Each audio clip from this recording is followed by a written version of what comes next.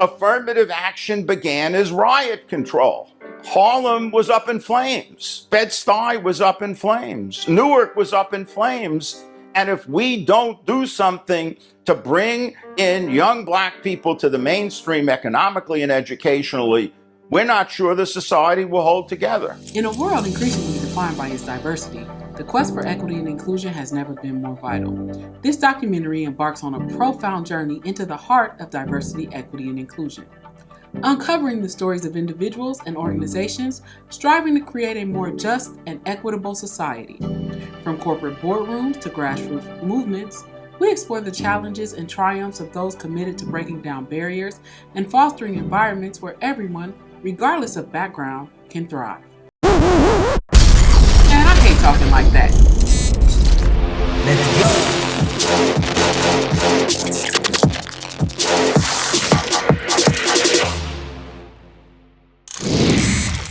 What up, y'all?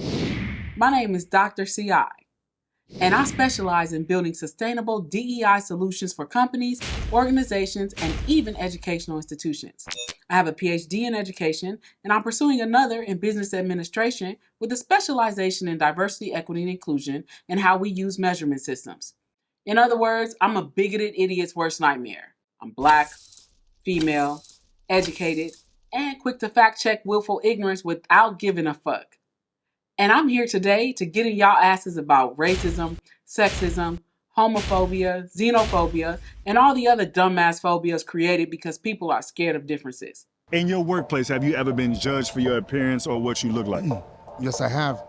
What happened? I don't know if I should name my store, but I used to work for Stater Brothers, and I worked in the meat department, and I used to get sent home because of my dress code. You know, I woke up early in the morning, man, get creased up. I worked in the meat department, you know, and they used to send me home because I would go to work in black Levi's, even though the code was black, you know. And I got sent home for all my tattoos. You know, your tattoos? You know, even though I was working there for like 3 months, and they hired me knowing what I looked like. You know, 3 months later, they fired me because of my tattoos, because they were on my neck. You know, and even though they asked me to go buy stuff to cover it up, I went and did all that, and I still got fired. Union didn't help me at all, you know. You think if you had somebody in position of power that looked like you, would be able to identify more like you and would keep you in a position? Of course. You think that's what's beneficial by having DEI programs, because they can identify what people that look like us and not judge so much? Of course, and they know the work that they're gonna get out of it. With DEI, they know what they got coming, especially when they hire us, convicts, ex-convicts, even homeless people, man. I've seen enough DEI experts use their identities to turn it into a lion's den of self-interest and watch y'all compete in the oppression Olympics. I'm over that shit. I'm here to point out spaces where we need to change our industry and give people better solutions. But you can't get to those solutions without pointing out the problems first, right? And I firmly believe in balance. And that balance doesn't always have to be 50-50, because you can't do our kind of work without it. Really recognizing that one of the organizations that I worked for had over 2,400 attorneys and only 23 of them were Black. And less than half of that were women. My name is Dr. Shandell Seal. And my role is the CEO of Seed Coaching and Consulting. And what we do there is we do a mashup. We do mostly training, focusing really, really heavily on creating equitable solutions for organizations. The first affirmative action legislation was passed in 1961. It wasn't hard to find somebody who's been discriminated against back then. You just walk up to the person drinking from a separate water fountain and say, "Hey nigger, you wanna work in tech?" I started working in DEI over 20 years ago, y'all, when we called it multiculturalism in higher education. And as you know, we as a society love to develop new terms, but not necessarily actions that follow those terms.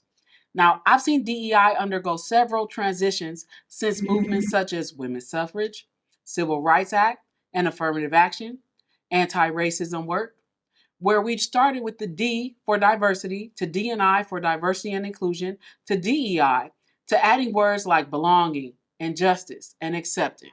There's been a misconception about what equity really means.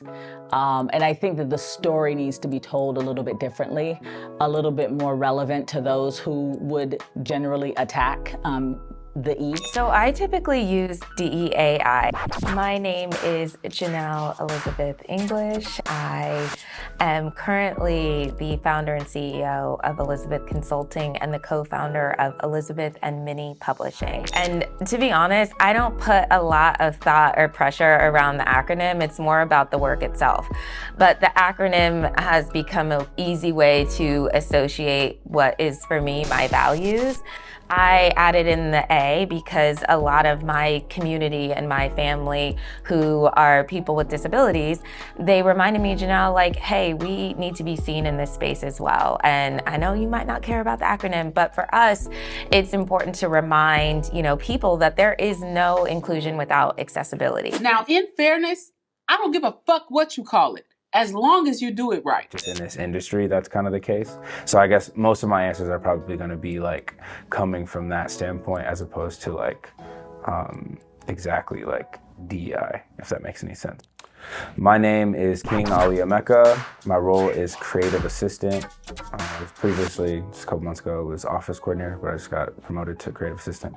And I have been working in the commercial industry for 4 years. I mean, to separate like DEI from just being like a black person in like in a predominantly white workspace. The problem can never be stated in terms of black and white. So I always say social equity in general, because I talk about the work being how do we live in an equitable society with each other. A lot of the foundation of this work is in social construct or social construction. So I'm always curious of what the client or the organization I'm working with uses, and I sort of adopt that. Corporate diversity, equity, and inclusion programs are coming under fire now as conservative groups are pushing against the workplace policies. Legal threats against companies promoting these initiatives have only ramped up since the Supreme Court ruling that determined affirmative action was unconstitutional. Because it seems like the acronym is always a point of contention. Some people use DEI or EDI or IDEA or IDEAL or whatever it might be. And one of the things that I want to do when I'm doing DEI work is not get caught up in semantics. So as long as it's something that is within the umbrella of social equity, I'll adopt it, but internally that's the term I would use. So my name is Christiana Obi Sumner. I have had very many roles in DEI. It has been roles that have been, DEI has been a part of it, like being a housing coordinator or being a social service worker, to directly in it. I believe all of it belongs there. Like I've seen people play with it in different ways of DEIB, belonging, and safety. I think DEI is holistic, agnostic. I think it's evolving. My name is Stephen Matley. I am the CEO and founder of SM Diversity, which is a recruiting consulting firm with values and focus and programs around diversity, equity, inclusion, community, and culture.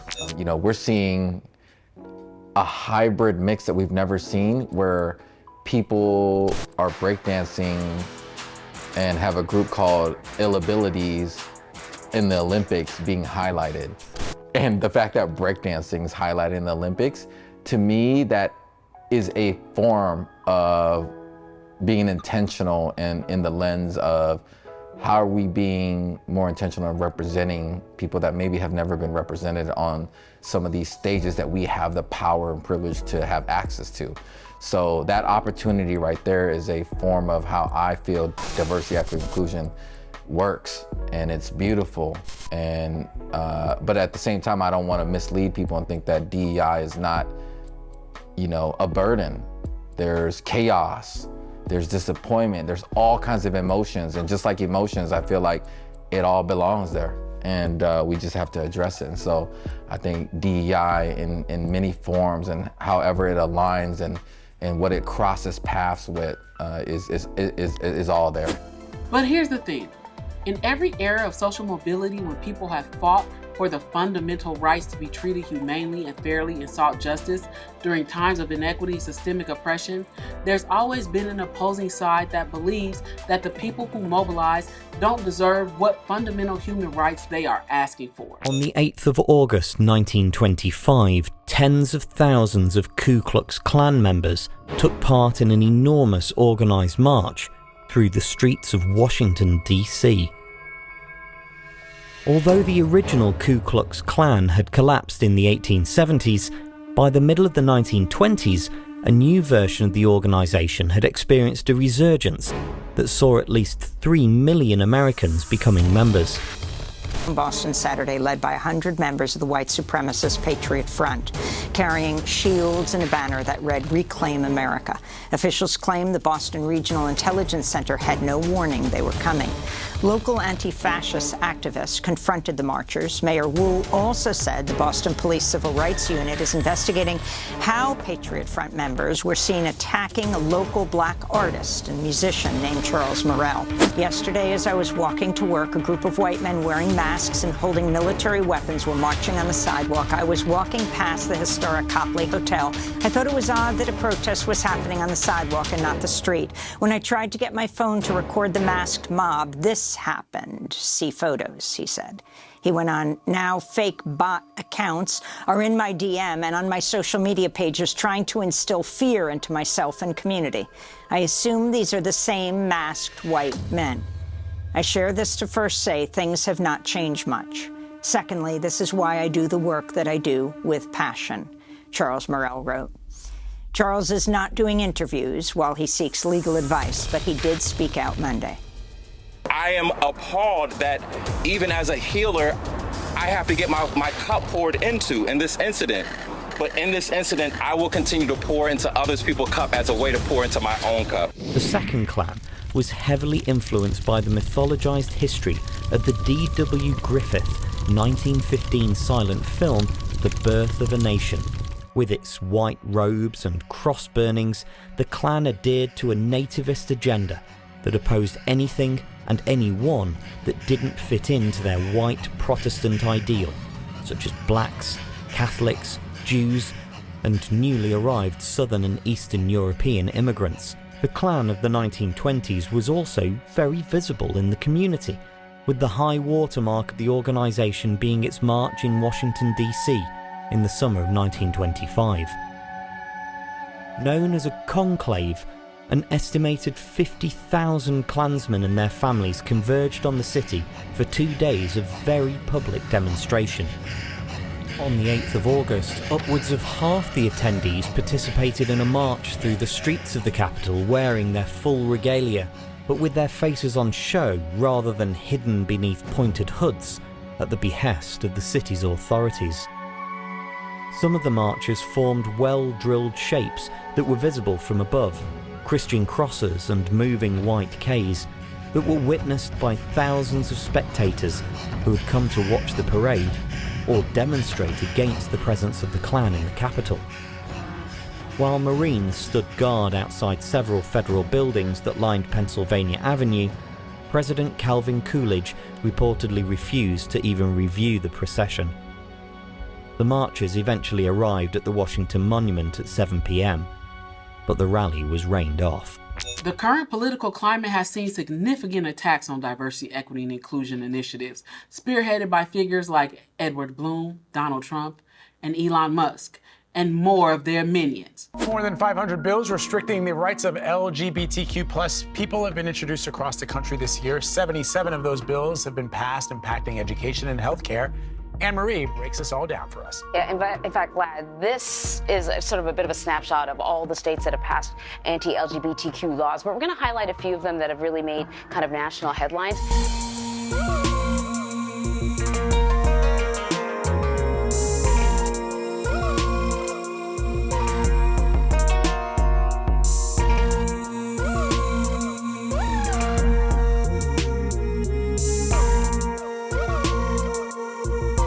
And I'll start things off in Tennessee. So Tennessee has so far passed 5 anti-LGBTQ laws this year, including the first in the nation attempt to ban drag performances. Now, the law received, in public that is, the law received some criticism for its vagueness. It was ultimately ruled unconstitutional by a federal judge.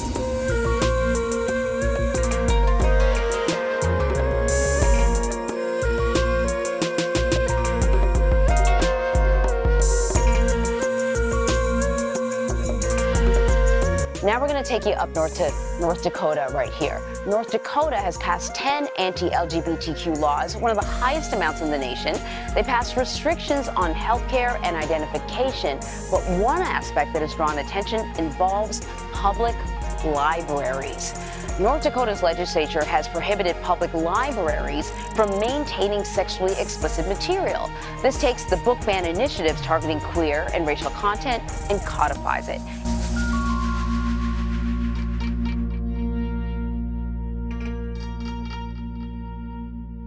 And then down to Florida now.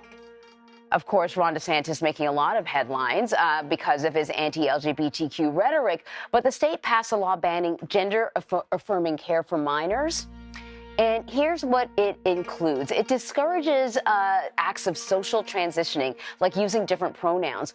But it also makes seeking gender-affirming care a condition for Child Protective Services to take a minor away from their parents. Do you agree with Ms. Gaines that there's a difference between women and men?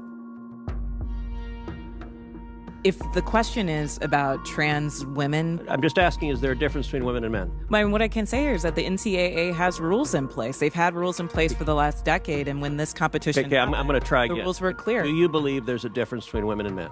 It's a yes-no question. Do you believe there's a difference? Well, I think that we're talking about this case with the NCAA. No, I'm asking a question. Do you believe there's a difference between women and men? Most people could answer this very simply. I'm curious if you're willing to do so. Oh, absolutely. I'm just putting it into the context of is that a yes? That we're having. I think that there are definitions related to sex. Is that a yes? So I'm trying to get a yes or no. I'm not trying to get a speech. Is there a difference between women and men? I think that there are definitions for biological sex. Okay, so you're not answering that. Let me ask you this question then. Why do women's sports exist? If you can't define a difference between women and men, why not abolish women's sports and just tell little girls to swim with little boys and see who wins? Oh, I'm simply saying that that sex My is different question, than gender. Why do women's sports have a great exist? value? I mean, Senator, I'll tell you right Ms. now. Robinson, please answer the question I'm asking you. Absolutely. Why do women's sports exist? I think that there are so many positive benefits to sports. But why have a separate category for women? If there's no difference between women and men, why to have women's sports? So let me get this shit straight. Your kids want to dress like us. They love our music. Y'all love our music. And you just cheered on a USA basketball team with 0 white men on the roster. But funding programs that look like those athletes are where you draw the line. Get the fuck out of here. What do you think a reason could be that a company would want to get rid of a program like DEI? Probably just to cut costs down, because honestly, I feel like that happens a lot with like corporate America. They just cut down on costs that they don't necessarily find beneficial to them, like business-wise.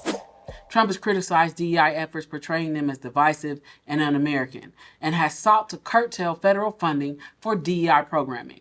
But let me be clear. DEI is not a separate program. It's not a separate initiative. It's something that should be interwoven into the fabric of the DNA of your company, not treated like its own separate thing. But also, Elon Musk has publicly disparaged DEI programs, arguing that they promote reverse discrimination. And reverse discrimination is not a thing. Now, if you reverse discrimination, that's what we all want. So when you say that's reverse discrimination, that actually means that you undo discrimination. So shut your dumb ass up. You also think that DEI hinders meritocracy? And let me get this shit straight. That it even causes plane doors to fly off? There was an airplane that kind of had a mishap, right? It had some malfunctions to it. Part came off. And they blamed it on DEI funding. You know what I blame this on? This is weird. DEI. Because everyone talked about, all right, look, you know, United Airlines, they're at the forefront of this story right here. We're going to hire 50% of all pilots are going to be men, 50% of pilots are going to be all women. Not so fast, guys. Turns out that 90% of pilots are men. Are you just going to start casually giving women jobs in the cockpit? There's other things they could be doing with the cockpit, but that ain't the job. That's not the job. That ain't the job, Vinny. But this to me is a trickle-down effect of DEI. I say I hired this person. We talked about in the S&P 100 that America 60% white, yet they only hired 6% of white people for the top positions. This ain't a race thing. This is a meritocracy thing. Get the best people for the job. Get the best people to fly the plane. Get the best people to build the plane. Get the best people to work the plane. Enough with the DEI nonsense. We've seen how basically the sham that is. That's bullshit. How can that crash a plane? They blamed it on DEI funding. No, I don't. So let's say I'm the airline company, right? And you want to complain about the mishap on the plane. And I tell you, I said, I heard about the plane. I heard a door came off. Yeah. It's the DEI programming funding. No, it's not. It's bullshit. It's not. That doesn't crash a plane. If we weren't putting money in DEI, that plane wouldn't have had a mishap. No, that's mismanagement, straight up. That's not DEI. That's never DEI. It's mismanagement. Where I live, like, I don't see the difference between the people. Like, if someone is in Israel, we have a lot of different people from each other, and we like everyone. So just be normal, I think. Where white people have put you.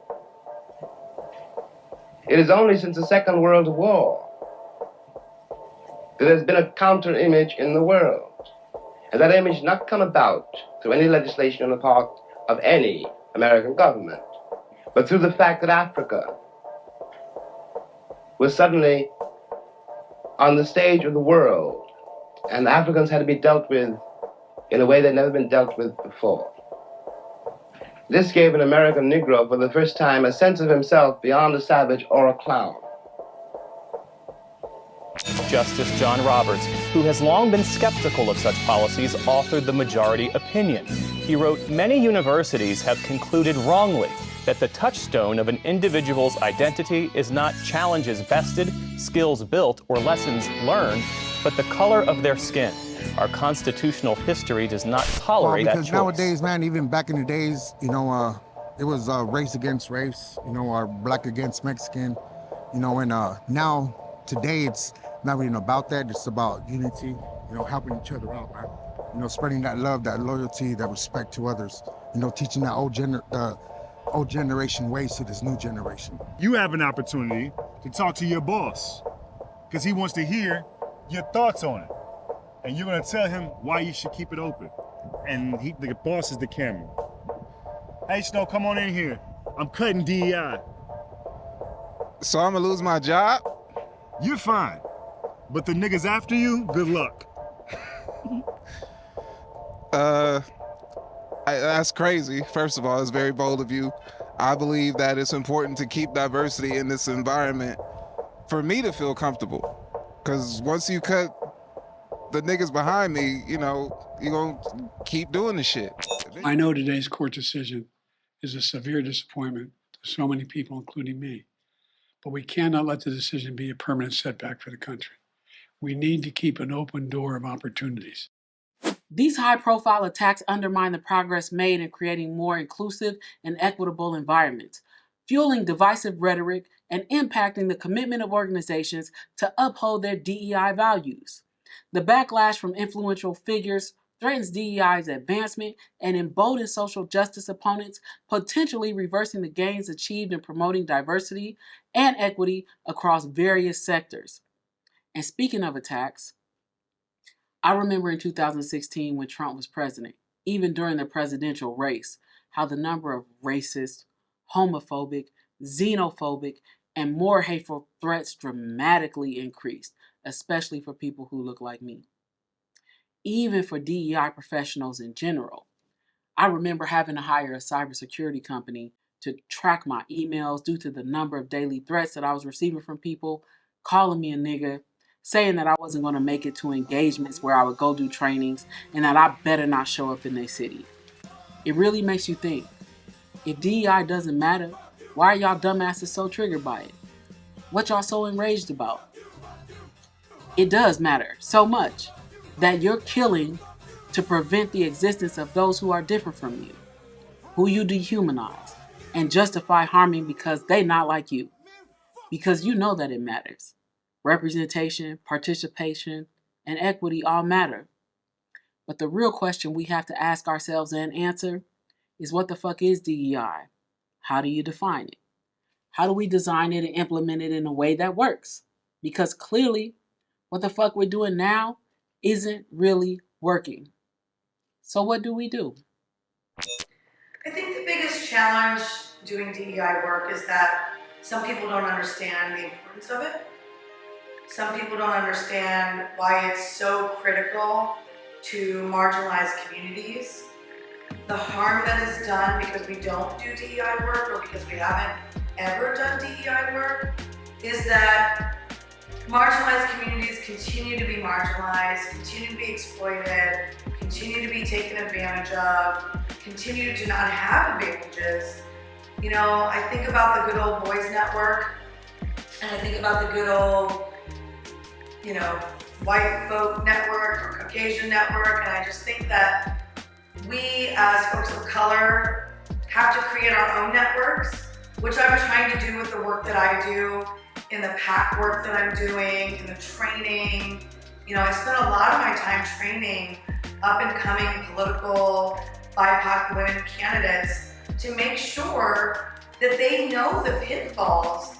And many of us don't stay in politics because we can't afford to stay.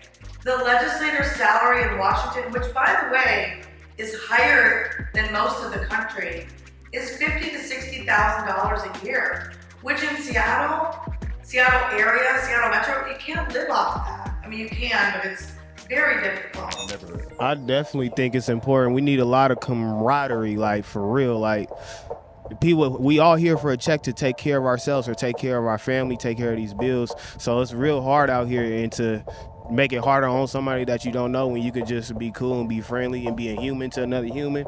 It's like, I think it's unnecessary to come with anything less than that. Professional, friendly, polite, respectful. It's like, why not? I don't see why not. Even bringing each other lunch or something like that, you know, trying each other foods, cultural. Boom, okay, bet. Perfect example. Yeah. Now I'm freestyling. Okay, great.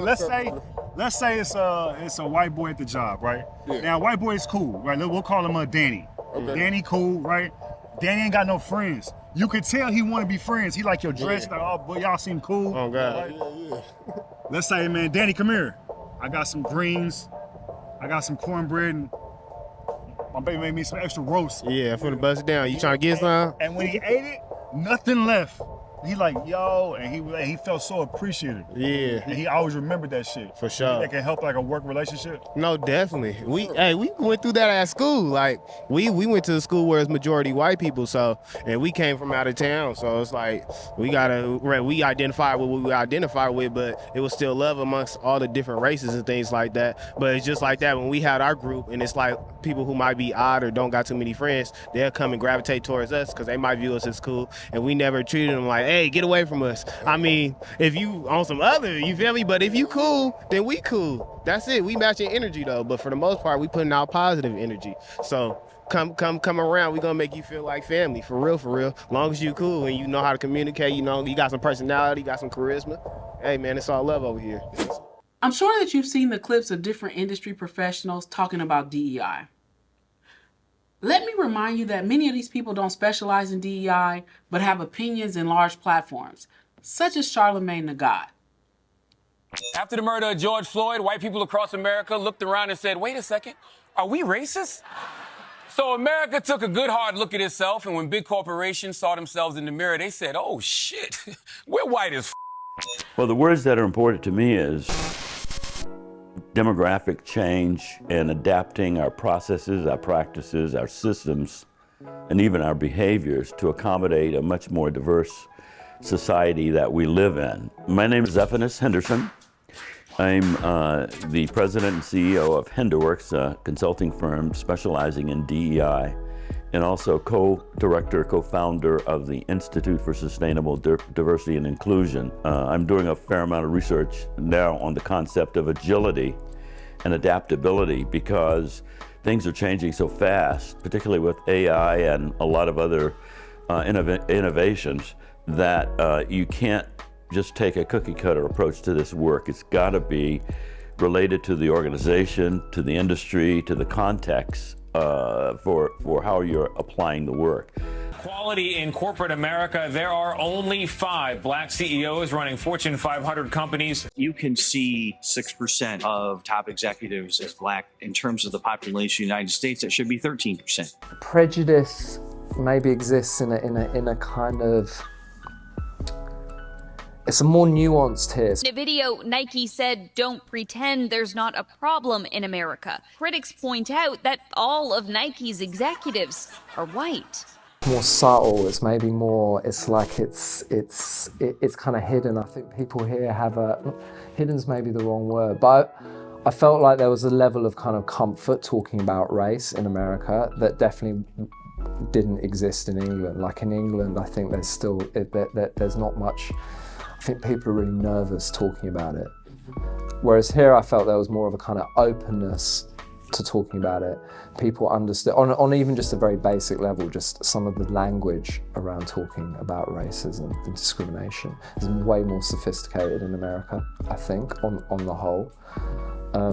Whereas in England, it felt like we were really starting like from absolutely the beginning, just sort of explaining the problem, which the irony is that in Europe, as a sort of kind of, certainly England as a sort of huge colonial force, the sort of history is way older. So my name's Tim Nash, and I am the co-founder of Some Such, which is a production company based in LA and in London.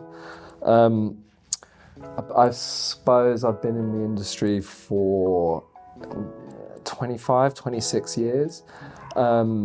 We started Some Such then in 2010. So in this particular role, as founder of that company for nearly 15 years now. The obvious business case, right? You want your business, your product, your reach, whatever you're doing to reach as many people as possible. So logic tells us that that requires you to think about your community, your target audience in as diverse a way as possible. And when you don't do that, you're literally shooting yourself in the foot. And you know, who wants to do that? Who wants to disadvantage their business by not thinking about diversity and inclusion and access and how you expand what you're doing? That's, you know, the bottom line.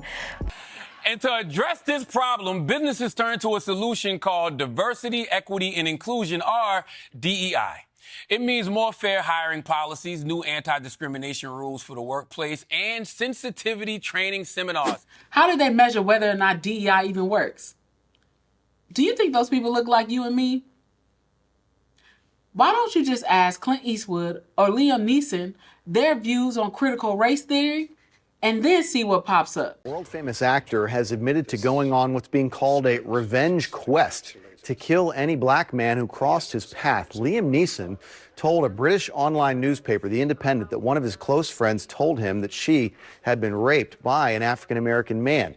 Neeson said after that he walked around carrying a weapon for a week, hoping to be approached by a black man so he could kill him. DEI has often been done wholly wrong and usually is measured terribly and inaccurately. Real progress on diversity and inclusion doesn't happen without real work.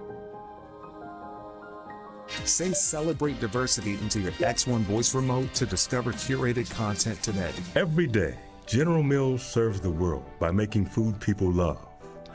And inclusion is one of our secret ingredients. At Kraft Heinz, our purpose is to make life delicious. And we believe we can't achieve that without one essential ingredient: diversity. It's diversity that makes life delicious. We're on a 400-year-long journey, and scars don't fade. But neither does hope. Now, marketing, as Charlemagne referred to it, is a prime example of that. However, he made the same mistakes many companies make by misunderstanding what DEI is and how to do it effectively. To be successful in this work requires you to be able to step outside of yourself, to really sit and to listen, and to ask incredibly thoughtful questions. Because oftentimes the solutions are in the responses to the questions that you're asking. So observing any environment that I'm in and asking questions, not from a place of wanting to attack or challenge or diminish a way of working or existing, but to truly understand. Not only does that then create a level of respect and mutual respect from those who you're bringing in on a project or who are part of this conversation and dialogue, but it just creates a space of sincerity in terms of, I actually want to learn.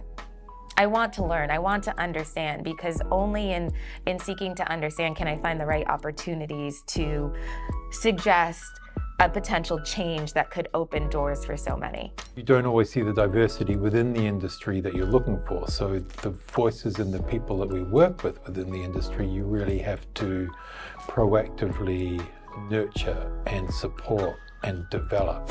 I'm Seth Wilson. I'm the Managing Director and Executive Producer at Some Such in LA. I've been in this industry for more than 20 years now, 25 years. Now, as DEI professionals, we often have the privilege of having educational insight into our own jargon. We know how to define and assess these terms.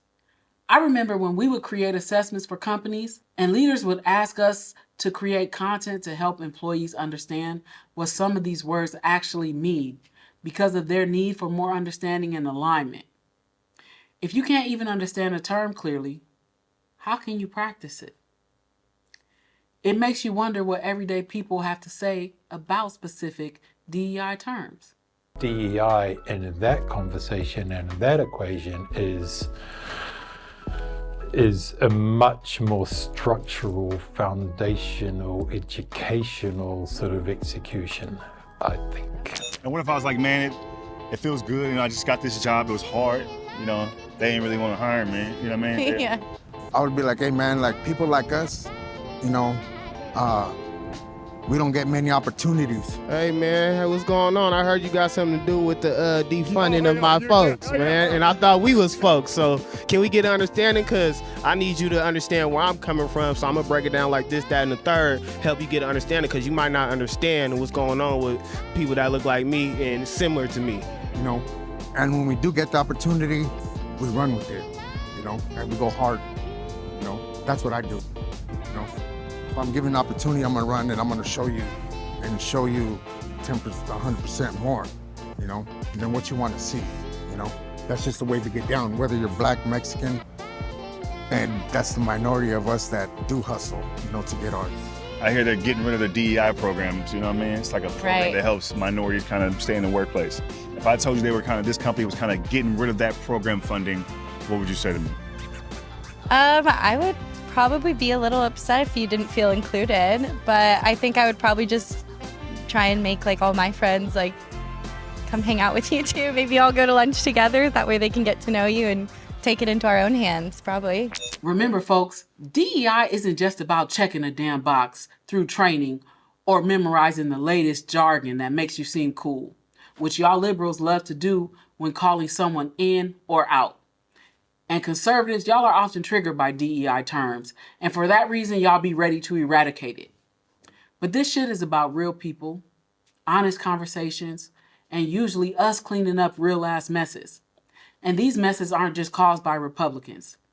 Democrats, y'all need to get your shit together, because some of your policies have done just as much economic damage to marginalized communities as other policies written by conservatives. Like the 1994 crime bill signed by Bill Clinton. Hey, Clinton, you! My people are still in jail for your crime bill. You strike it out. Mandatory minimum. And then you want to take pictures of my people here? We're still in jail for what you did. That was Bill Clinton on the receiving end of some harsh words last night. Clinton was in Watts, California, campaigning at a restaurant for his wife. The criticism came from a woman in the crowd who was upset about the former president signing a controversial federal crime bill in 1994 that created lengthy sentences for many drug offenses, which incentivized states to build more prisons and pass truth in sentencing laws, was getting scrutiny back in the 2020 election and often comes up during elections. This policy encouraged states to lock up more people, specifically Black Americans, and over-criminalize those populations. And I don't know if y'all know this, but it was sponsored by Joe Biden. One step is you must take back the streets. And you take back the streets by more cops, more prisons, more physical protection for the people. So while we're in the midst of a presidential race, make sure you keep that in mind, Kamala. I implemented some of the most significant reforms to date during those years that had been implemented. Like I said, I created one of the first reentry initiatives that became a model. It was designated as a model in the United States for what law enforcement should do to be, as I call it, smart on crime. I was the first in the nation leading the State Department of Justice in California, which, by the way, is the second largest Department of Justice in the United States, to require my agents to wear body cameras. I created, as Attorney General, the first in the nation implicit bias and procedural justice training for law enforcement, knowing that that had to be addressed, which is the implicit bias that exists in law enforcement and the potentially lethal outcomes that occur from that. Because we all here to clean up this world together, right? One really violent day, like a guy like Mike Kelly, put him in charge. Congressman Kelly, put him in charge for one day. This is your emergency broadcast system. All these stores go out of business, right? They don't pay rent. Then the city doesn't have money. It's a chain of events that's so bad. Announcing the commencement of the annual purge. One rough hour, and I mean real rough, the word will get out and it will end immediately. At the siren, all emergency services will be suspended for 12 hours. End immediately. You know, it'll end immediately. Your government thanks you for your participation. But as we can see, we have varying definitions of what that means when we clean some shit up.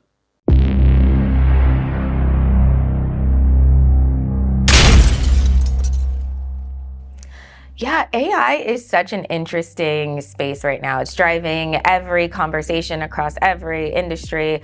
And I don't fear AI. For me, when I think about AI and DEI, there's a really interesting opportunity and imperative to ensure that we are focusing on how AI is learning.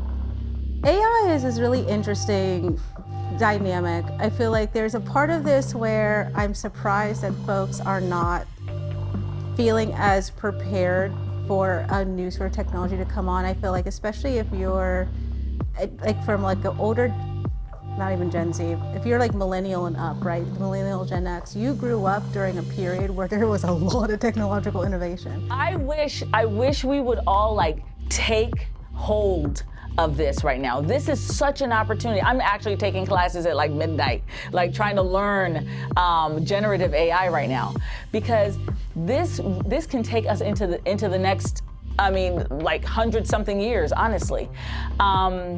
There's so many opportunities for it. Now, when it first started, I remember we were talking about like algorithms and like you put your hand underneath the water faucet and it wouldn't come out because they didn't test on darker skin and all this stuff. But from that is where I see the opportunity. Like if we get into the generative piece, if we get into where we create those algorithms, if we get into that space of being the producer instead of the consumer, things would change. Things would shift so dramatically. In this case, I feel like there's a bigger alarm to be raised, because AI is not just a technological innovation. It's one that, like I was saying before, I truly believe there's a level of sentience, even if it's a manufactured sentience. In a lot of ways, and in a lot of cases, AI is it has a learning component. AI at the McDonald's counter, when you roll up, I think they're gonna start doing this in drive-thrus, and the conversational AI, is not a person, it's AI taking your orders. Is that more efficient? Is it gonna help data? Yes, because all that's now being collected, and yes, who you outsource it to with that collection of that data and how they're responsible for it could go either left or right? And the perception of, oh, you gonna just take Johnny and Jane's job out the McDonald's window? No, how about we look at this? Maybe it's time for Johnny and Jane to become the AI practitioner that helps build that. Because Johnny and Jane has been at McDonald's for 10 years, they have all that IP that can help build the future of robots to make it more efficient. Let's include Johnny and Jane into building out the bots. Is the way these tools being developed and the language that's being applied and, you know, even some of the images that are being curated and collated to simplify our lives, are they inclusive? And for me, I think that's where I want to see the conversation around AI go, is making sure that the way machine learning is happening, the way systems are being set up to aid our lives, they are truly aiding our lives. So, you know, and how those algorithms impact what AI gives to us is dangerous. And the reason why is because if you're in environments, let's say, that is really racist, you're in environments that might have themes of white Christian nationalism, or might have themes of ableism, or might have themes of classism, of transphobia, and that's being picked up on your phone. When you Google something, when you see the ads in your social media, when you're looking for information, it's going to prime it to give information based on what it's assuming you would want to see, the algorithm of it, which means that you're not being challenged, you're not seeing differing opinions. It's terrifying. Can AI, like any weapon, any form of intelligence and power, or tech or software that you develop, or anything that you build, you can use it as a weapon for good or evil. And right now, I feel AI is being used to better our lives. In some examples, when we're doing a recruiting job ad, AI will nudge us if we are using certain words that are not inclusive. If we are, you know what AI is? Spell check. How y'all gonna get mad at spell check? Like, I love spell check, okay? Automation is optimizing it as well. Now, how we outsource that could be questionable. That's a whole different conversation about the structure and the development of the tools. And you're absolutely correct in terms of ensuring that the tools are bias-free or don't create a negative impact or high impact, negative impact to certain communities. Personally, I'm really trying to find my space in it. Just learning it from like the inception point and seeing how, I mean, I already use it in some aspects, but to see how I can really like shift our sector into like this next phase, this next era. I'm thrilled. I'm beside myself with this. Here's an example of how I use AI in the morning. I take my phone on my walk, and let's say I have this epiphany about a particular element of DEI that I want to explore. It may be a problem, it may be just something I want to write more about.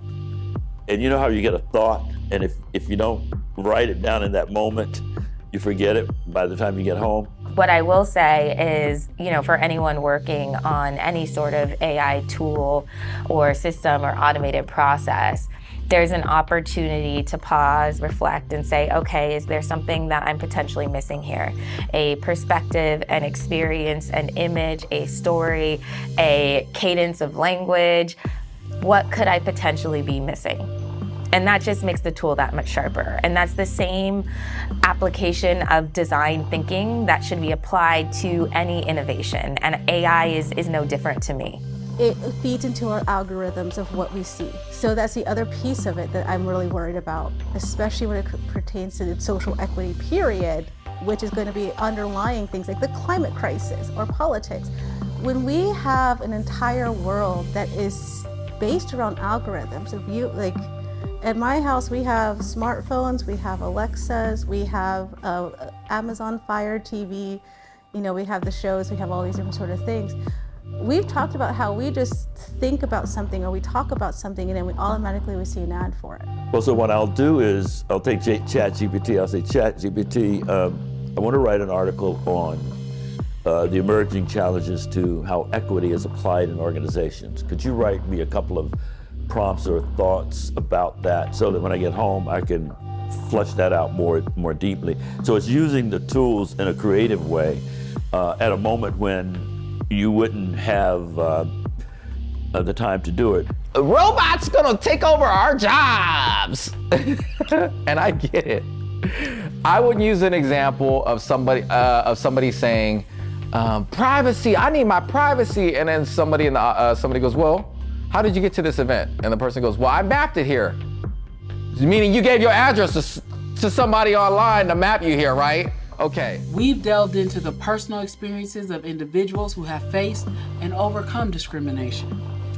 We've highlighted the tireless work of advocates and organizations striving for equity and explored the complex interplay between systemic barriers and individual resilience. Our exploration has shown that diversity, equity, and inclusion are not just ideals to strive for, but essential components for thriving and in our communities and in our workplaces.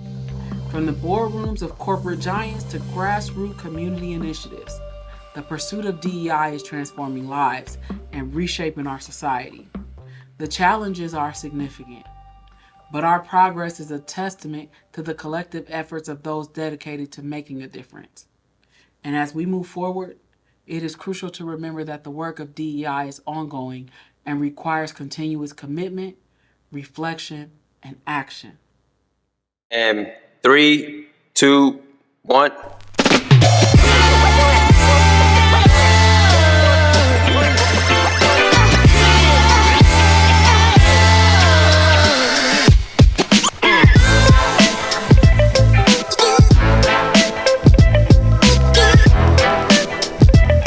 Wow. There is a lot that you deal with on the day-to-day. There are a lot of personalities, there's a lot of policies, a lot of restrictions, a lot of things that are not said. And I know that causes you to sometimes doubt yourself, doubt what you're doing, doubt why you're there. And for the most part, your work is acknowledged and is appreciated. But it's those times when you feel that you're not appreciated, and it can be really, really heavy. And what I want to say to you is, honor yourself. Well, I think weirdly, I think a huge, and I think why you're so extraordinary is, I think, and this is within reason, but I think people forget humour in DEI. Yeah. We should be allowed to, you know what I mean? Like, there's this sort of like heaviness to it sometimes, because I do think it's dealing with heavy subjects, obviously. But I think when you can introduce some humour, putting people at ease, whatever, you know, you have to put people at ease, but I think people underestimate that. I think being a DEI professional is in many ways a selfless task. You're taking on board work which is likely to be very important to you personally, but it comes with the context that it needs the growth and the benefit of the people that you're talking to or working with. And whenever that's the situation, whenever you're reliant on other people to respond, to develop with you, to grow with you, you're in a world of patience, you know? Two things, and they go together. You are not alone, and ask for help. If you don't ask, you won't receive. And then Cheryl, just a heads up for the 360. Right, and I remember going to see my gynecologist the week after I resigned from my job, and in that awkward position, legs up in the stirrups, doing the thing. she, was going through that line of questioning. Okay, when was your last period? And I had to admit, I said my last period came the week after I resigned from my job. And to advocate, you gotta advocate. I think in a lot, and he's one of my favourite comedians, but just how I think he brought people together by looking at really difficult, contradictory things about how we relate to each other and seeing the absurdity and the humour as well as the tragedy in those relationships. I think it's a very powerful thing to be able to do. It feels like injustice pointed towards us in our own communities. We too busy trying to keep up with the masses than to fight for unity, confusing me. Cause I choose to read between these lines, convoluting our minds. I wanna see you thrive, my young person grow a spine. Protect your own kind, don't become the blind that's leading the blind. You truly gifted, what's been put in you is such a blessing. It will be contested, but stay true to you as you learn these lessons. Find peace and happiness in all you do and move with purpose. And when your dreams come true, don't forget to help the other surface. Don't get discouraged, you have everything in you to be successful. Display your courage, cause the higher you rise, this life gets stressful. We've been conditioned to accept this mess, so please be careful.